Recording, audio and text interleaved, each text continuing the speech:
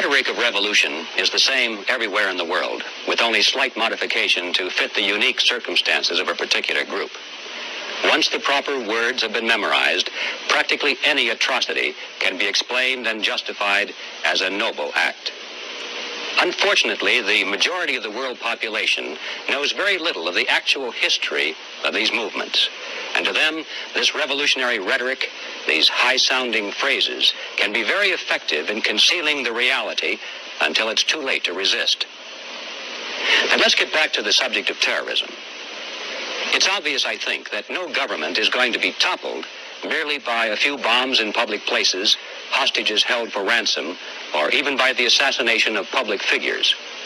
And so it's equally obvious that terrorism as such is not viewed by Marxist-Leninists as a mechanism for the seizure of power.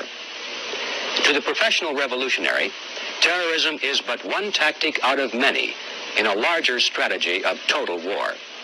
Its primary value lies not in the killing or the destruction, but in the psychological impact upon the population. In fact, it can be stated as a general law of terrorism that its objective is to weaken a target government, not by confronting its military force, but by causing its civilian population to react in ways that will undermine the nation. In other words, the action is in the reaction.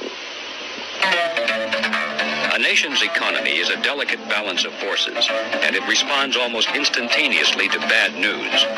When people have doubts about the future, they become cautious in their spending. It doesn't take many acts of terrorism before the population begins avoiding unnecessary travel and staying away from public places, the shops and the restaurants. Sales fall off and profits decline. Investors move their savings out of the country to more politically stable areas. Goods become scarce and unemployment rises. Food shortages become a way of life. As the economy is weakened, the government is weakened. And this is brought about not by the direct action of terrorists, but by the reaction of the people. Thus, it is one of the calculated objectives of terrorism. In Italy, when one of the leaders of the Red Brigades was captured and scheduled for trial in 1976, the group demanded his release, and to punctuate that demand, shot down the Attorney General, along with his bodyguard and his driver. The trial was postponed. 10 months later, the terrorists assassinated the president of the Turin Law Society and issued threats to anyone participating in the pending trial. 42 potential jurors asked to be excused for medical reasons, and the trial was postponed again.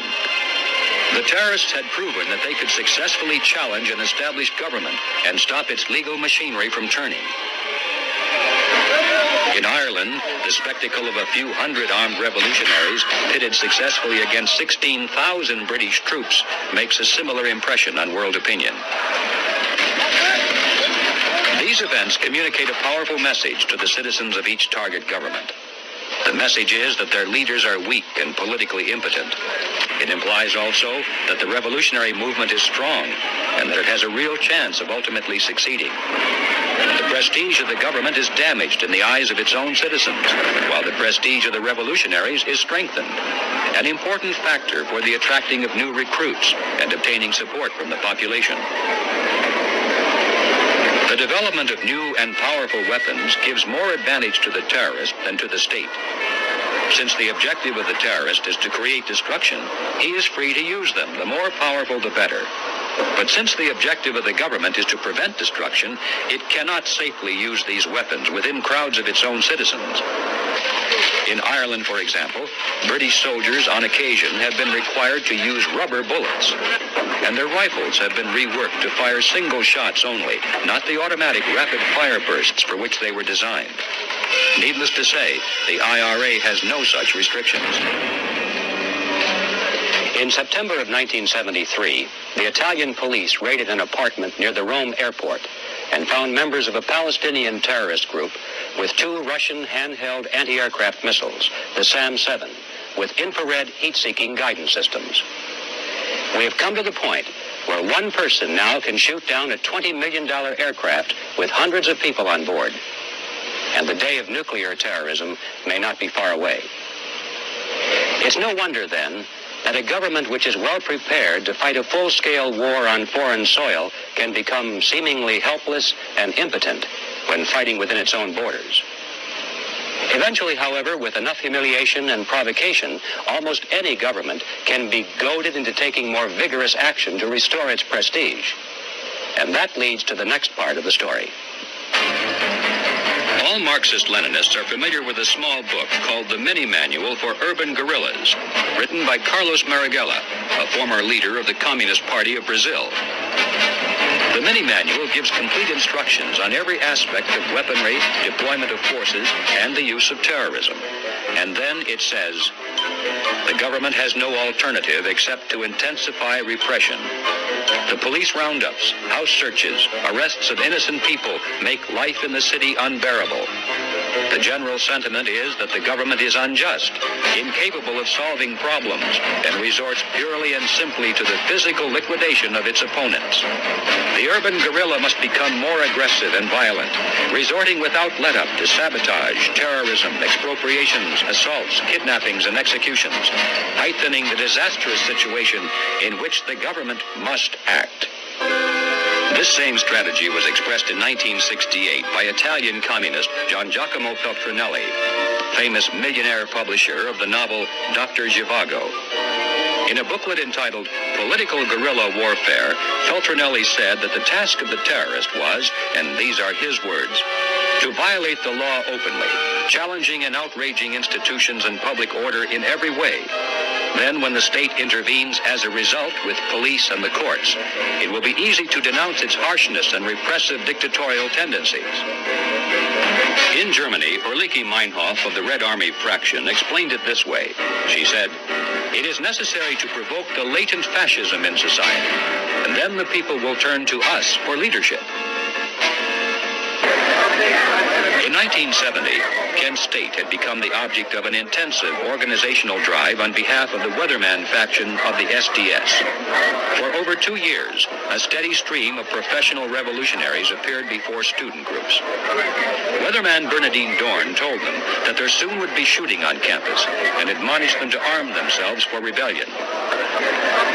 Another speaker was Jerry Rubin, who said, "The first part of the Yippie program is to kill your parents. And I mean that quite literally, because until you're prepared to kill your parents, you're not ready to change this country." The SDS on campus had distributed copies of what it called the Organizer's Manual for the Spring Offensive. The manual said, "Beginning with guerrilla theater actions in dorms, we can escalate to disrupting classes, street marches, quick assaults on buildings, before moving to the major confrontation of the struggle." In an SDS pamphlet distributed among students in April of 1969, we find this blunt statement of intent. "We're no longer asking you to come and help us make a revolution. We're telling you that the revolution has begun, and the only choice you have to make is which side you're on." The revolution at Kent State began in earnest on May 1st, 1970. The date itself is significant. May Day is the international communist holiday. A student demonstration was called to protest military action in Southeast Asia, and this was the beginning of 4 days of violence. Unruly crowds surged through the streets, breaking windows and setting fires. On campus, the ROTC building was burned to the ground. Firemen were struck by rocks from the crowd, and their fire hoses were cut. When the National Guard was called in to restore order and protect property, they became the immediate target of insults and obscenities. They were pelted with a barrage of bricks, chunks of concrete, blocks of wood with embedded nails and razor blades, and plastic bags filled with excrement. Over 60 National Guardsmen and local police were injured. The crowds were coordinated by leaders with walkie-talkies and armbands for identification. Many were not students, and several groups had previously been spotted arriving in cars with Illinois license plates. On numerous occasions, the organizers linked arms with each other, and forming a human chain behind the students, pushed them directly toward the National Guard, shouting, "Move on in, move on in."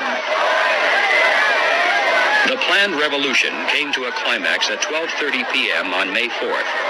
74 guardsmen found themselves in danger of becoming surrounded by angry demonstrators. Under a barrage of rocks and obscenities, the guardsmen retreated up a small hill toward Taylor Hall.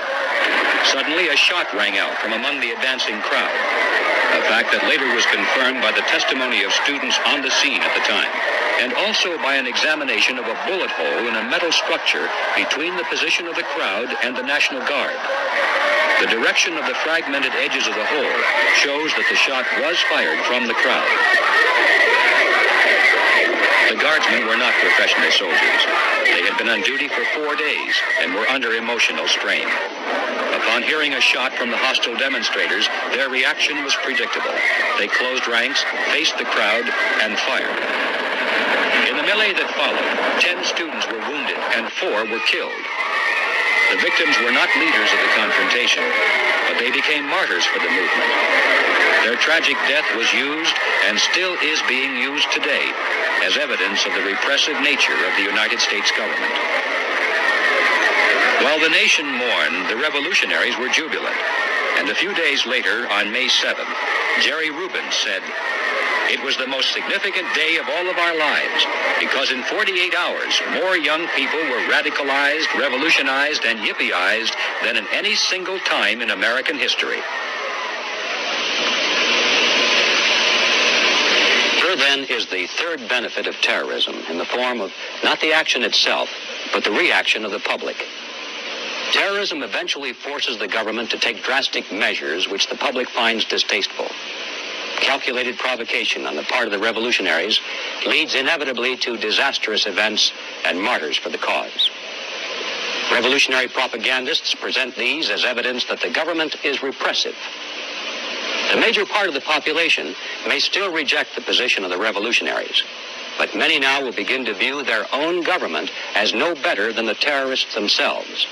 And still others will go further and join forces with the revolutionaries to combat the apparent injustices. This is a huge step forward in the development of a domestic revolution, because it isolates the government from the moral support of its own people and sets the stage for the final conflict, which will be fought by relatively small numbers, while the vast majority must be counted on to remain neutral. We have spoken so far only about terrorism from the left, the Marxist-Leninists who dream of socialism and communism. Let's turn our attention next to terrorism supposedly from the right, from those who at least claim that they are communism's foes.